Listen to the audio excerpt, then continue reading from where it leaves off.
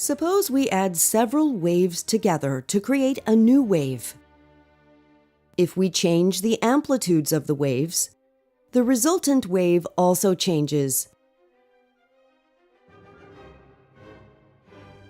The waves can have different wavelengths.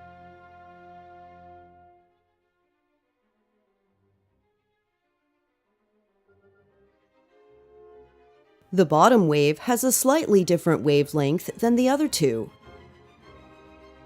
As we move the two other waves, notice how the sum of all the waves changes. The resultant pattern moves at a different speed than the original waves. We refer to the speed of each original wave as the phase velocity.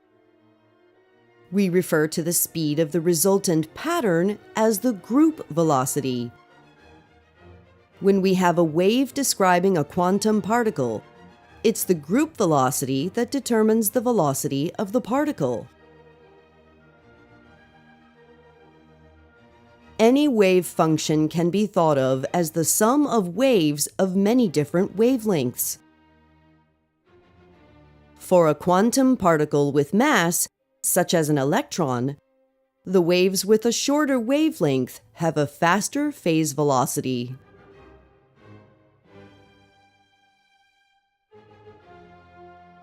For classical water waves on the surface of an ocean, the waves with a shorter wavelength have a slower phase velocity.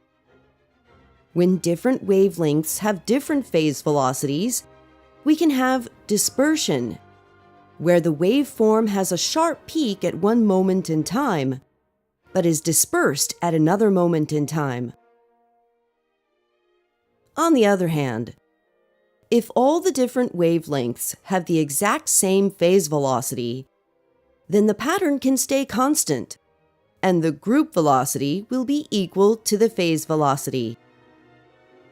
Examples of waves where all the different wavelengths have the same phase velocity are electromagnetic waves through a vacuum and waves on an ideal string.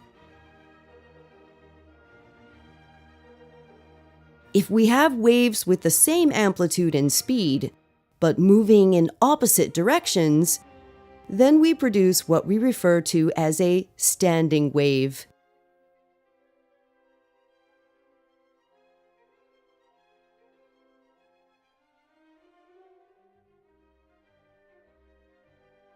Much more information about waves is available in the video Waves, Light, Sound, and the Nature of Reality, and in the other videos on this channel.